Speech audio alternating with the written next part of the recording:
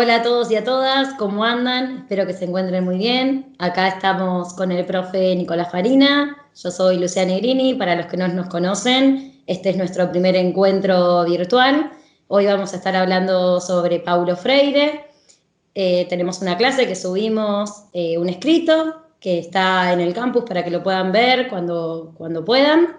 Y la idea de este encuentro virtual es que compartamos a modo de grupo de estudio, por así decirlo, los conceptos que estuvimos ahondando en el texto para que sea de ayuda y repensarlos.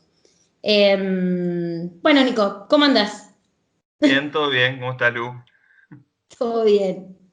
Nerviosa por Acá, esto, bueno, la primera vez que lo hacemos. nada, va a salir perfecto. Como decía recién, bueno, como decía recién la Lu, la idea es hacer una especie de tocar algunos puntitos, ir charlándolo en relación al libro. Estamos para ubicarnos. Unidad 2, segunda parte, Pedagogía del oprimido, el autor, Paulo Freire.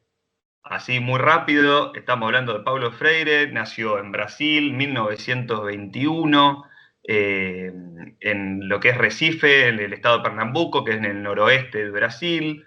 Eh, un autor en un Brasil que venía todavía, pensemos, los resabios de lo que era todo el colonialismo, con la esclavitud que recién había sido abolida en el año 88, un siglo XX que, como describió muy bien en la introducción la Caro, totalmente convulsionado, Primera Guerra Mundial, crisis del año 30, todas las ideas del progreso indefinido que se fueron para abajo, al nacimiento de los estados modernos, un montón de nacimientos de instituciones que formaban parte del Estado, que cumplían diversos disciplinamientos sobre los cuerpos, eh, la Sí, escuela como la conocemos.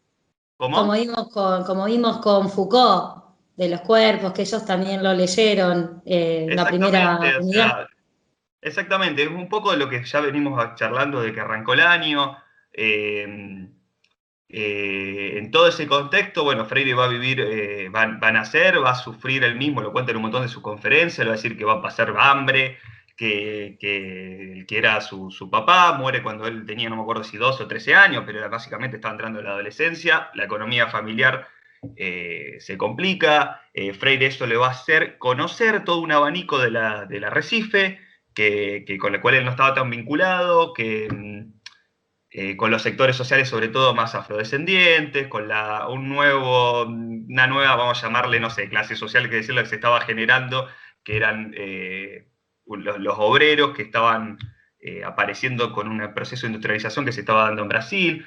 Bueno, en todo ese contexto, Freire se va a recibir de abogado, nunca va a ejercer, después se va a convertir en docente, va a pasar por todos los abanicos de la educación, ya sea secundaria, después de educación superior. Eh, es que Freire en ese contexto es que Freire va a empezar a construir y a armar lo que es su proyecto pedagógico, que es un proyecto realmente político, eh, desde Latinoamérica, desde Brasil, retomando un montón de concepciones que tienen que ver tanto con su formación cristiana, porque Freire era cristiano, eh, lo que tiene que ver con su humanismo y su ética cristiana, y mucho también va a ser una especie de síntesis con el marxismo. Va a tomar de Marx mucho para entender lo que era, cómo se daban los procesos históricos para el análisis de lo que era el Estado capitalista y para comprender esa especie de dicotomía que se va a dar, con la que él va a decir que hay que superar, que es entre la de opresores y oprimidos.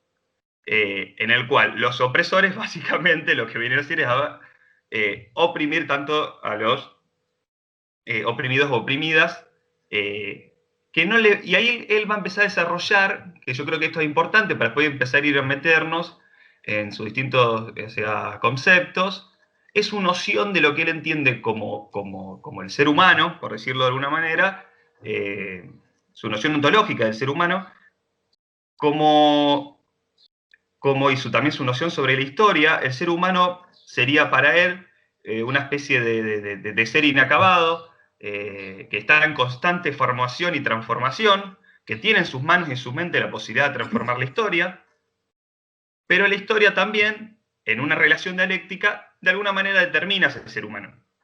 Entonces, ¿qué es lo que él va a plantear?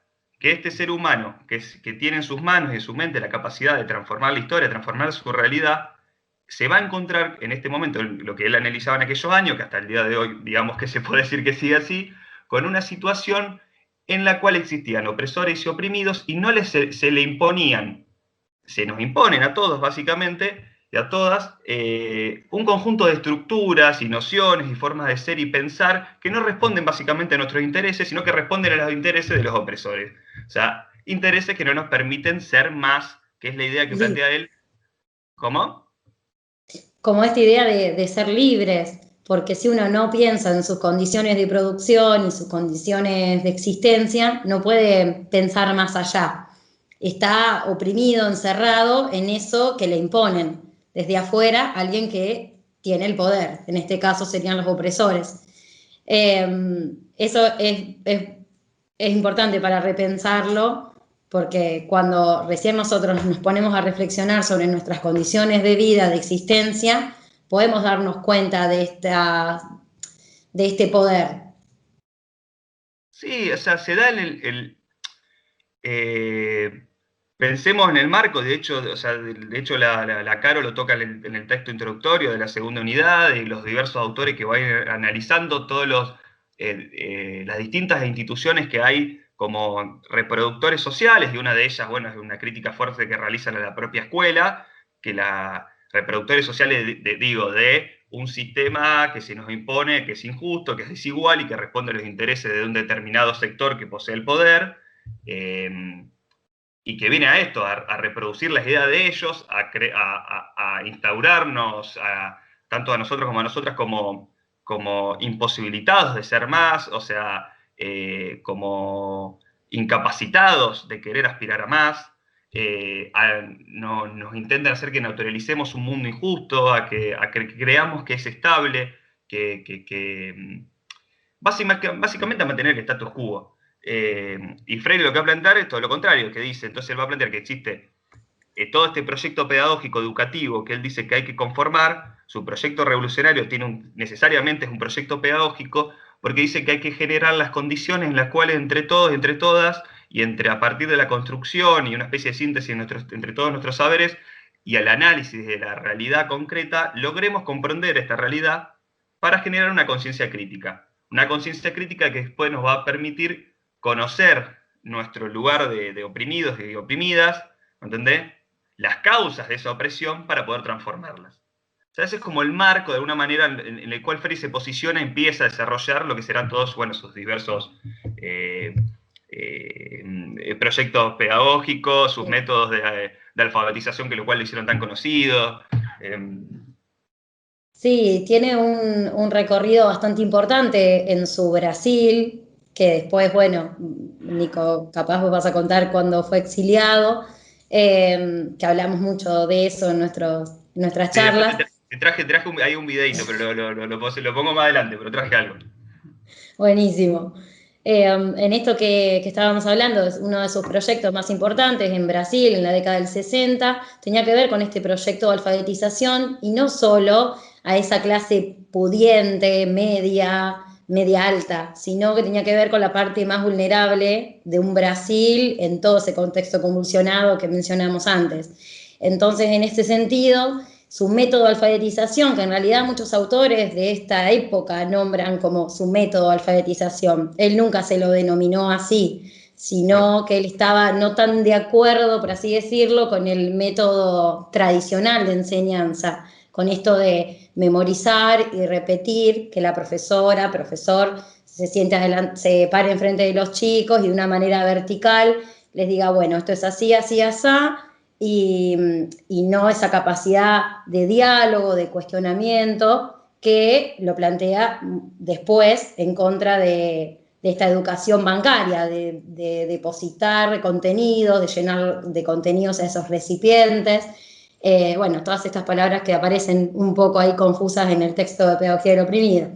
Y contra eso él va a hablar de la educación problematizadora y tener en cuenta el contexto de donde venimos para poder ahondar sobre eso. En el proyecto pedagógico, proyecto político que él llevó adelante en la década de los 60, que vimos que en poco tiempo, creo que en 45 días, trabajadores y trabajadoras, 300 creo que fueron, las personas que pudieron aprender a leer y escribir a partir de fonemas, de sílabas, basado en su propia experiencia. Tiene que ver mucho con esto de la educación popular, de ir a contextos que no son circunscriptos a la escuela misma como la conocemos ahora, sino va más allá, a considerar a los adultos, a jóvenes, a personas que por ahí no estaban en lo que pensaba, como por ejemplo, se me fue la idea, esto de,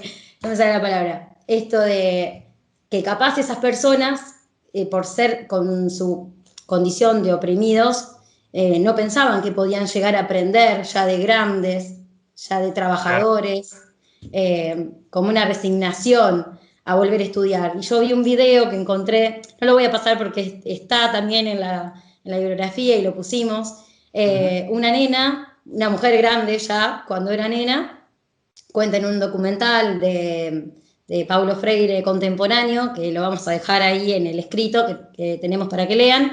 Hay un montón de fuentes documentales que nos sirvieron para guiarnos y contarles todas estas cosas, anécdotas y trayecto que hizo nuestro Paulo Freire. Y en este sentido, en ese video, yo encontré una parte que hay una mujer ya grande que decía que a sus 6 años la mamá le decía a su papá que quería estudiar. Y el padre le decía, no, pero vos no sos capaz de estudiar ahora. Y cómo ella estudió de todas maneras y pudo, con este superproyecto pedagógico, volver a estudiar y aprender sobre todo a leer y escribir, que era fundamental en esa época. O sea, no es un mero... Nosotros porque ya tenemos No, naturalizado aprender a escribir y a leer, pero sí, en esa época poder hacer eso en ese contexto era un montón. sí, teniendo... a mí me parece que es interesante retomar lo que era su... O sea, porque Freire toma notoriedad por lo que fueron sus proyectos y sus programas de alfabetización en Brasil, eso le da mucha notoriedad, pero el propio Freire siempre lo dice, que en realidad él no vino a inventar un método, en este caso de alfabetización o de algún plan de estudio, algún programa de estudio particular. El método era una instancia más, pero su proyecto era un proyecto político, de transformación social, de liberación, de superación del opresor y oprimido. O sea, un proyecto que buscaba la superación del opresor oprimido, porque si nosotros lográbamos esto que decíamos al principio, ser conscientes de la realidad en la que estamos, porque nosotros transformamos la realidad, pero mediados por el mundo en el cual estamos insertos, básicamente, desaparecería la dicotomía opresor-oprimido porque no existirían opresores que puedan oprimir, básicamente. Tiene que ver con eso, todo su proyecto siempre va más allá de eso y él mismo lo resalta en varias también así conferencias o charlas que da, entrevistas y demás, donde no quiere que lo reduzcan estrictamente a un método, pero también es muy lindo lo que vos resaltabas, me hiciste acordar también de otros documentales donde en el proceso de método, como ese trabajo humano que había de quienes desarrollaron el programa de alfabetización, que había una cercanía, o sea, que nos invitaba necesariamente no era que tenían que ir a la escuela, sino que se iban a buscar, se los buscaba en sus casas, se hablaba con su familia, había toda una cercanía entre quienes eran los y las docentes y los que, bueno, iban a participar del proyecto de educación, eh, en donde hay algo muy lindo que eso, de esa búsqueda de palabras que tengan un arraigo con la situación, con el espacio, con el pueblo en el cual se iba a desarrollar el programa, que eran las primeras palabras que se empezaba a desarrollar, se empezaba a dividir, como decías muy bien, las sílabas y qué sé yo, se tomaban palabras que para ellos eran muy representativas, ellos y ellas eran muy representativos.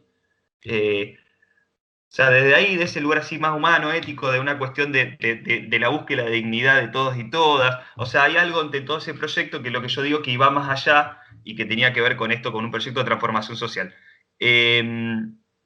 Después Freire, o sea, también estaba pensando en lo que dijiste y algo nosotros lo marcamos en el video, y yo, ya que me lo planteaste, te lo voy a traer, yo había hecho un recortecito, porque Freire en 1964 hay un golpe de Estado en Brasil, como tantos que hubo en Brasil. Brasil tuvo muchos golpes de Estado de diversas dictaduras, de diversas índoles. Bueno, Freire, que obviamente hacía ruido, estamos hablando, lo invitan cordialmente a retirarse del país después de dejarlo en cárcel un tiempito. Sí, de perseguirlo políticamente, bueno, de todo lo que uno vive cuando está en plena dictadura, propio del golpe de Estado. Exactamente. Perdón, Nico, sí. No, también no, eso que sí, totalmente. O sea, se prohibieron, estamos hablando de un proceso en el cual se prohibieron sus libros y su lectura. Un Freire que empieza a ganar notoriedad, o sea, es así de loco, pero empieza a ganar mucha notoriedad internacionalmente. Y durante 14 años no puede pisar su territorio y no se lo puede leer en lo que era su territorio. O sea, la contradicción de todo este proceso. Bueno, decía Freire, de hecho, en 1963, si no recuerdo mal, él había firmado un convenio para que los proyectos de alfabetización que se estaban llevando en su estado puedan llevarse en una prueba muy grande, que creo que incluía una cosa así como 5 millones de personas a lo largo de todo Brasil. O sea, pensar en el poder de todos esos proyectos que fueron interrumpidos, que hubiera sucedido. O sea, no podemos hacer, o sea, una especie de futurología, pero cómo todos esos proyectos fueron interrumpidos, preguntarse por qué fueron interrumpidos, cuáles fueron las causas de interrumpir esos proyectos. Porque, como decíamos, cuando asumen el golpe de Estado, instantáneamente el proyecto de alfabetización ese se corta de gajo, se prohíben sus libros y lo invitan a retirarse. Yo te quería mostrar, a ver si aprendo cómo funciona esto, algo que me parecía muy lindo, así como para datito de color, sobre cómo, cuando le preguntan a Freire en un documental, que era lo que él como extrañaba, cómo se sintió en el exilio. Bueno, perfecto, ahí te lo doy, a ver, te doy play, creo que se va a poder escuchar, es un ratito cortito. Eu só não te diria que eu me sentia destroçado, porque, afinal de contas, é muito difícil que eu me destroce, entende? Mas eu sofri profundamente. Então, havia dimensões da nossa cultura que me fustigavam, como, por exemplo, o gosto da comida. Nós, claro, tínhamos muita saudade do clima, da gente, da língua, né? Mas a estrutura familiar na questão da comida, por exemplo, do universo, né, da cultura, nós tínhamos tudo. Todo dia minha mãe arrumou feijão não sei aonde, e galinha de cabidela, que ela ia, achava no mercado Las Vegas, trazia e fazia a jeva da galinha. Era uma comida que, se você entrasse, era uma casa pernambucana, era uma casa brasileira. E não há como sacrificar a sua identidade cultural. Eu nunca me senti melhor do que ninguém porque sou brasileiro, mas nunca me senti pior do que ninguém porque sou brasileiro. No, ahí está, Lu, para que te dejo de compartir pantalla. Ahí no, muy bello. Nunca me sentí menos por ser brasilero, qué importante. Ni con tampoco nunca me sentí más, ni una cosa ni la otra. Ni una cosa ni la otra.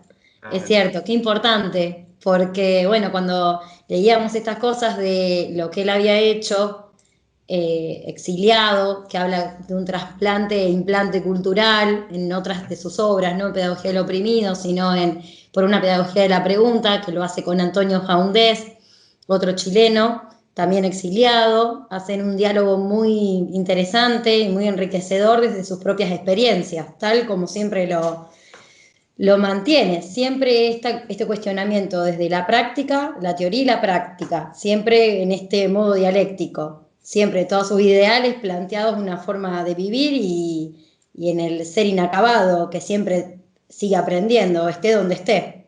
Y en este sentido, el exilio, él lo sufre mucho por todo lo que vemos acá y por todo lo que hemos leído. Sabemos que lo sufre muchísimo, que extraña su comida, extraña la familia, extraña Brasil, la cultura brasilera. Pero sobre todo este enriquecimiento que él tuvo cuando se tuvo que ir amenazado, perseguido políticamente, que tuvo que abandonar Brasil y después de 14 años recién pudo regresar, con toda una masa de gente que lo esperaba en el aeropuerto, que para un intelectual en esa época, tremendo. No pasaba muy a menudo que un intelectual sea tan bien recibido como fue él en esos años, cuando regresó. Solo leí en un libro. Sí, 14 años. O sea, estamos Sí, hablando. Hablemos de la cantidad de tiempo que no le permitieron pisar su país. Y además él siempre muy consciente y muy claro que buscaba la vuelta a su tierra, porque bueno, era su tierra, tenía sus vínculos, sus amistades, y como le dicen, a mí me parece o sea, como muy lindo, como que muestra mucho el sentimiento. Es muy lindo también el discurso de la hija, cómo contaba, cómo la mamá intentaba hacer una comida brasileña y buscaba y armaba. Tiene toda una potencia muy linda. Nos preguntábamos, ¿te acordás ahí en el texto un poco o sea, qué es todo lo que se escribe en los cuerpos de un exiliado? O sea, ¿qué le sucede? Y bueno, y un poquito de eso yo creo que permitía ver este recorte. Es más largo, bueno, el que quiere ver el documental está en la reseña después, que quiere profundizar, pero me parecía que era muy lindo como para traerlo. De hecho, el propio Freire, como decías recién muy bien, Lu, aunque planteaba esto, o sea, el sufrimiento que le significó el exilio y demás, él siempre tenía que creo que tenía que ver un poco, de hecho escribe un libro que se llama La Pedagogía de la Esperanza, o sea, todo el tiempo hacer realmente un hombre de fe. Todo el tiempo cuando le preguntan de esos procesos, siempre intenta rescatar lo positivo de los procesos. Y dice que en el exilio, él mismo plantea que en el exilio le significó, tuvo la potencialidad de poder ver y conocer un montón de otros países, porque primero fue a Bolivia, golpe de Estado también en Bolivia, se va de Bolivia, va a Chile, después Chile también terminó un golpe de Estado, lo invitan a la Universidad de Harvard en Estados Unidos, va a trabajar en Suiza, en el Consejo Mundial de Iglesia. iglesia. De ahí durante muchísimos años desarrolla un montón de proyectos de inclusión democrática educativa en diversos países. Trabajó mucho en África, por ejemplo en Angola, también en algunos países de Centroamérica, en la India también. Pero bueno, todo ese abanico dice que le sirvió a él fue un tiempo donde él también tuvo una producción teórica muy importante, que fue generando a partir de esto, de conocer otros autores, presentarse en otras universidades y demás. De hecho, en Chile, esto volviendo un poquito para atrás, en Chile, en 1968 escribe la obra que en realidad, de la que estamos hablando, que por ahí nos estamos oyendo un poco, que es Pedagogía del Oprimido, que es como su especie de bestseller, vamos a llamarle, Sí. que plasma un poco todo su trabajo, su proyecto pedagógico, que en primera instancia, que yo creo que es lo más interesante de resaltar, es el tema de que es pedagogía del oprimido y no para. O sea, el propio Freire lo dice de esa manera, es una pedagogía que nace en un acto dialógico, en una construcción entre saberes que son diversos y ninguno es superior al otro, que nace de los propios oprimidos y de las oprimidas. O sea, básicamente la pedagogía del oprimido la define como la pedagogía de las personas que se empeñan en la lucha por su liberación. Esa sería la pedagogía del oprimido. Es una práctica liberadora, o sea, el acto educativo, el acto pedagógico como una práctica liberadora. Y decías algo muy bien, Lugo, antes, que yo quería resaltar, esta relación entre lo que es, esta relación dialéctica entre lo que es la teoría y la praxis. O sea, sin él, una no existe una sin la otra. Hay que armar esa conciencia crítica, romper con esa alineación en que nos tienen los opresores para comprender la realidad, pero después, bueno, hay que accionar a partir de esa conciencia crítica. Y van de la mano. Sí. No hay una sin la otra. Exactamente, o sea, él va a decir que la libertad es como una especie de búsqueda permanente. O sea, es un proyecto de búsqueda permanente. Y bueno, en ese marco va a empezar a desarrollar todas las concepciones que tienen que ver, que vos tocaste un poquitito, Lu, recién, entre lo que era la educación bancaria, la educación problematizadora, que no sé, me habías dicho, esto ya me estoy anticipando, pero me habías dicho que habías buscado algo que yo lo quiero ver porque era un chiste de Mafalda y a mí me encanta, y no Ay, lo vi. sí.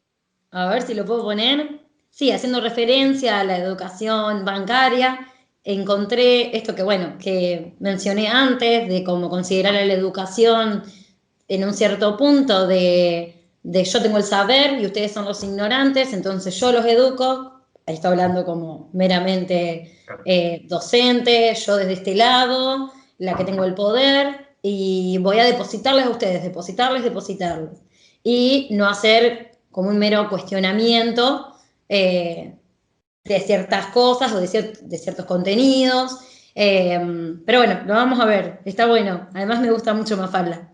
Dale, mostrame, a mí me encanta.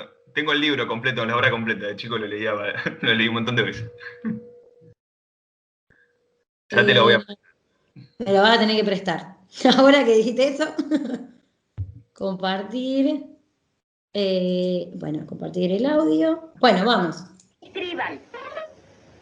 Mi mamá me mima.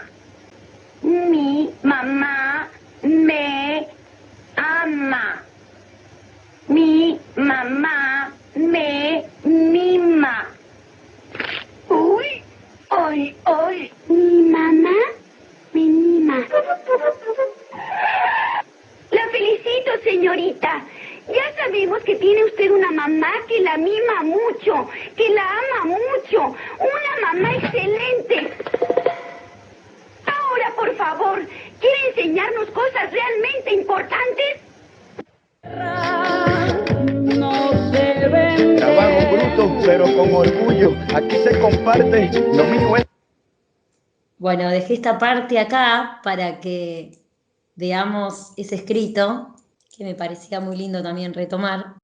Bueno, nada, me pareció muy divertido. No sé en qué etapa de mi vida sucedió que Mafalda se volvió, además de un cómic, Sí, como una una serie animación, televisiva. dibujito. Yo la verdad no me acuerdo. No sé si no lo sé, esto a mí también me llamó la atención, por eso te preguntaba si, O si estoy habrá muy sido. grande. No, pero tiene pinta de tener sus años. Quizás si hubo algún programita o algo, tendría que buscarlo, la verdad que no me acordaba. La profe en ese momento, la maestra, las repetía y hacía mucho hincapié en esto que en un momento había leído con Freire, de la mera repetición y no hacer hincapié en la pregunta, en la curiosidad de los chicos, que también es otro concepto que fuimos retomando. Freire dice en uno de sus escritos, especialmente con la pedagogía, por una pedagogía de la pregunta, cuando dialoga con Antonio Faundés, le dice que él nunca le negó a sus hijos, él tuvo 5 hijos con su primera mujer, con Elsa, que era maestra de primaria, y fue una fuente de inspiración y motivación para él, para poder dedicarse de lleno a la docencia, o sea, muy importante. Sí. Y Su crítica de mujer en todos su sus vida. libros. Era la primera que leía todo y le criticaba todo, le iba criticando y se le transformaba en libros. Sí, sí, él mismo lo dice en documentales. En gran parte de la producción hay muchas críticas que son parte de ella.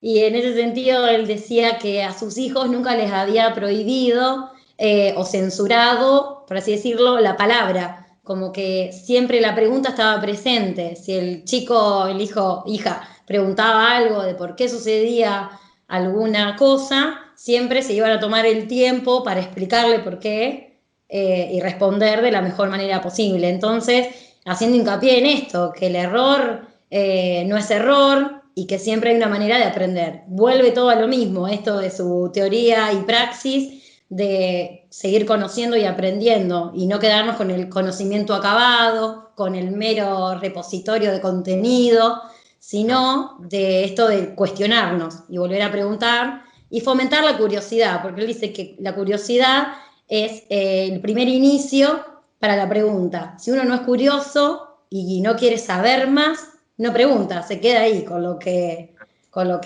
le dijeron, con lo que le llenaron, con lo que le explicaron y no lo cuestiona. Entonces viene todo, cada uno de sus conceptos está siempre aislado, no, está siempre conectado con otro concepto y así se va él haciendo todo este bagaje teórico y práctico también, porque muchos educadores en pleno siglo nuestro siguen teniéndolo de referencia a Freire, siempre vinculado a no extralimitarse a la escuela como institución, a la escuela normal, como la conocemos, sino a pensar en otros espacios por ahí, y mal dicho, no formales.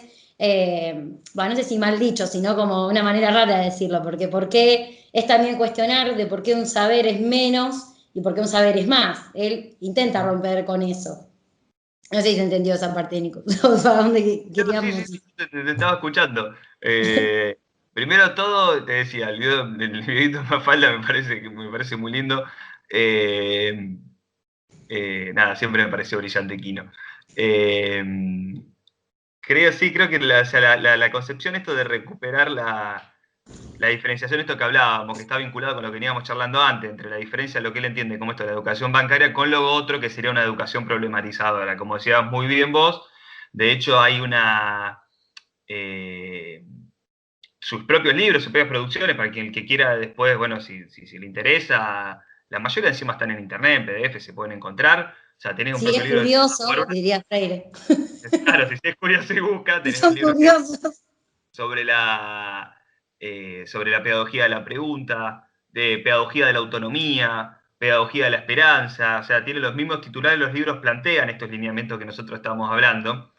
Sí, asimismo, cartas para quien pretende enseñar, que nosotros en la primera parte del año, la cátedra elige la segunda carta, que bueno, se menciona el error como un momento de superación, de no paralizarse ante el error y la dificultad, no, sobre todo la dificultad, no paralizarse hacia el miedo, como buscar otra manera. Y creo que en ese momento, capaz en esta instancia lo podíamos retomar y volver a contextualizarlo, porque lo importante de los autores es contextualizarlo, ver en qué momento de su vida estuvieron para hacer la producción teórica de la cual todo el mundo habla, como siempre ahondar en el contexto, que es lo que más, una de las cosas más importantes a la hora de pensar los autores y la misma obra en sí, y lo que significa.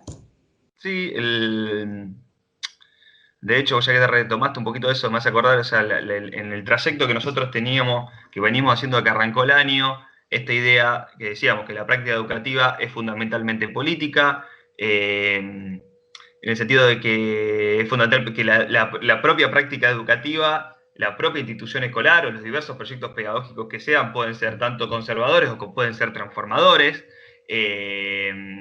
La cuestión de que también esto de que veníamos hablando, que los procesos educativos no se reducen a las cuatro paredes de un aula, que la institución educativa no es el único lugar donde se producen saberes, y que, como decías muy bien vos, Lu, en esta educación problematizadora, la producción de estos saberes, esta crítica constructiva, se realiza rompiendo con esa lógica simétrica y esa contradicción entre lo que sería los y las educadores y las educandos, en el sentido de generar un acto dialógico, porque como Freire lo dice, nadie libera a nadie, nadie se libera solo, los hombres Todos se liberan en en comunión. Exactamente, se liberan en comunión y le agregamos mediados por el mundo. O sea, en esta relación que planteábamos entre hombre como transformador de la realidad en un contexto sociopolítico determinado. A la vez nadie sabe todo, nadie sabe nada, no existen saberes que son superiores, sino saberes que son distintos. Esto significa, de alguna manera, ir en contra de la profesión docente, ni mucho menos, o sea, todo lo contrario, todo el tiempo en muchas entrevistas, porque esa crítica a veces se la hacen a Freire, él revalida muy el rol docente, o sea, dice que es fundamental, porque de alguna manera es el que tiene que llevar a generar estos contextos donde se den estos debates, pero de un lugar donde no se menosprecia a los saberes que poseen los y las otras y otros. Y en ese proceso mutuo es como que se rompen esa barrera entre lo que es un docente y una docente y un estudiante. Y esto que decíamos, la producción de conocimiento se va dando en conjunto, que en Freire, como planteábamos, lo lleva más allá y lo lleva a un proyecto ya político de liberación con superación de oprimidos como es de oprimidos opresores, donde no existan más los opresores. Básicamente un mundo mucho más digno para poder estar, para poder desarrollarnos. Habla mucho del amor, el amor como motor transformador, no como un amor naif estamos hablando. Romántico. Ah, exactamente, el amor como un motor transformador. Sí, se queda con... ¿Cómo? Perdón, te interrumpí. No, decime. No, que tal vez en uno de sus escritos él reafirma esto de no quedarse con el educador sobre el educando, ni el educando sobre el educador, claro, sino educador / educando. Entonces, nada, en este sentido de que veníamos hablando, como reafirmarlo también. Esta, no sé si horizontalidad sería la palabra, pero darle espacio a la pregunta y al diálogo y a la escucha atenta del otro lado, para repensar en qué situación estamos, en qué pensar mucho lo actual. En ese momento, por ejemplo, en ese libro de Por una pedagogía de la pregunta, ellos hacen hincapié de que el maestro, el docente, la figura docente, tiene que enseñar a preguntar y a cuestionar, porque es su deber fundamental. Y en eso está todo esto que venimos hablando, de la importancia de los dos. Uno no existe sin el otro, son los dos, ni uno ni el otro, los dos juntos. Sí, estaba pensando, mientras te escuchaba, esta idea de que el propio Freire va a plantear que la educación como un proceso, o sea, constante, inacabado, en esta misma lógica que la realidad está también en constante transformación, el proceso educativo también, y nosotros como seres inacabados todo el tiempo estamos como aprendiendo y transformando. Y pensaba en la potencialidad que tienen los propios textos de Freire, no como letra muerta ni acabada, o sea, como porque Freire fallece en el 1997, pero la potencialidad que tienen todos sus escritos, o sea, sus charlas, su proyecto político, pero recuperarlos también en un marco actual, o sea, contextualizando con, bueno, los últimos proyectos políticos que hubo, de los diversos movimientos sociales, la cuestión del género, cuestiones raciales, la cuestión descolonial, ir tomando, como decíamos al principio, ¿viste? A lo largo de la cátedra en general, de todos los autores un poquito, robando un chiquitito acá, otro poquito acá, para ir construyendo, bueno, un pensamiento lo más amplio posible, y una praxis también política lo más interesante que se pueda. Me parecía también en el marco, esto, o sea, me lo quiero resaltar, en el marco de una Latinoamérica bastante compleja, por decirlo de una manera, en este momento, en donde muchos de los movimientos populares que había, partidos políticos populares, han salido por diversos golpes de Estado, llevados adelante de maneras que no, bueno, cada país tuvo su particularidad, no vamos a profundizar, pero bueno, de maneras que no eran las normalmente conocidas, pero con retrocesos muy fuertes en los que son las políticas públicas, con aumento de desigualdad social, con políticas que ya las conocemos y sabemos qué es lo que van a llevar, o sea, que ya han sido implementadas en otros momentos, y como Freire, esto que vos en un momento, Luz, decías, hablaba de no caer en la resignación todo el tiempo, porque todo el tiempo de alguna manera nos quieren instalar que nada se puede modificar, que el mundo es así, que no importa revisar el pasado, ¿viste? Ese discurso que se hizo un montón, dejá de mirar el pasado, hay que superar el pasado, un montón de cosas. Hay de hecho una frasecita que está en el texto, déjame buscar, que la pusimos, que a mí me encanta, que dice Algo que de vivir el pasado 2 veces, ¿esa? tiene que ver con esa, pero es esta, mirá, en la que la pusimos en el texto, dice: el mirar hacia atrás no debe ser una forma nostálgica de querer volver, sino una mejor manera de conocer lo que está haciendo para construir mejor el futuro. La concepción problematizadora, al no aceptar un presente bien comportado, no acepta tampoco un futuro preestablecido, y enraizándose en el presente dinámico, se hace revolucionaria. Básicamente, Bello. analicemos con una conciencia crítica nuestro pasado para comprender de una mejor manera nuestro presente y no permitir que nos determinen nuestro futuro. Y hacer de eso, bueno, lo que él entiende como una práctica revolucionaria. Por supuesto, viste que siempre dicen, o al menos cuando yo iba a la escuela, siempre me decían, si ustedes no saben historia y no entienden lo que pasó, es muy difícil cambiarlo, porque siempre va a ser un ciclo que no se termina de cerrar. Entonces, conociendo el pasado, uno puede cambiar el futuro, como algo muy positivo también y transformador.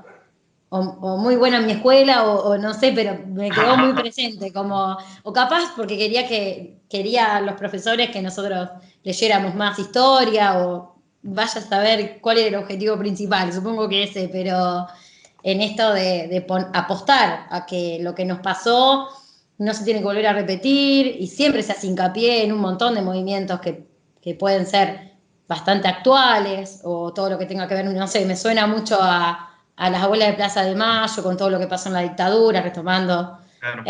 todo lo que vivimos, que siempre se vuelve a eso, a no repetir el pasado, o aprender del pasado para que no nos vuelva a pasar lo mismo. Es como también carácter transformador. No sé si por ahí va eso, pero me hizo remitir a esa Claro, tiene que instancia. ver con la idea tiene que ver un poco con eso, la idea de memoria activa que muchas veces es tan criticada.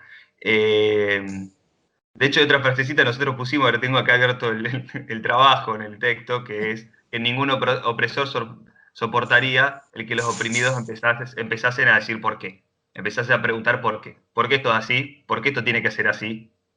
Y si puede ser de otra manera.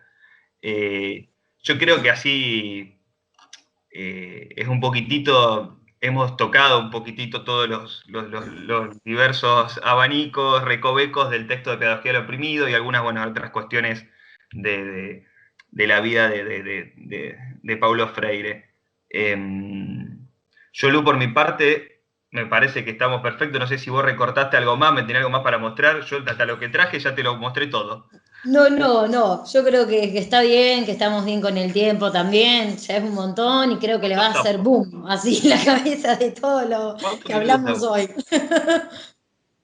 Así que me parece que y fue un lindo conversatorio, Nico, porque Sí, bueno, sí. nos hizo pensar cosas que antes no habíamos pensado, al menos en el Ujú. momento que armábamos el escrito, como fue disparador. Así que bueno, esperamos para todos ustedes y todas ustedes que les sirva como disparador para nuevas instancias, para que repiensen. Es una invitación a reflexionar, como dijimos en el escrito, y bueno, retomo ahora acá en el video. Totalmente, Lu. Que sí, que ha sido un año bastante complejo y esperamos, bueno, que todos estos encuentros cada uno le pueda ir tomando, como decíamos, aquello que le sirva y armando como su mapita conceptual de intereses y demás, y poder profundizar en todas estas teorías y estas nuevas cosas que van apareciendo. No sé, te mando un beso enorme y Yo también estaba por decir lo mismo. Bueno, realizamos ya un nos corte. encontraremos, Nico. Vos en Rosario, yo acá en Junín. Bueno, lo bueno de la virtualidad es esto, de poder encontrarnos y poder charlar, sobre todo, y pensar todas estas cosas. Cerramos entonces. Chau, chau. Chao.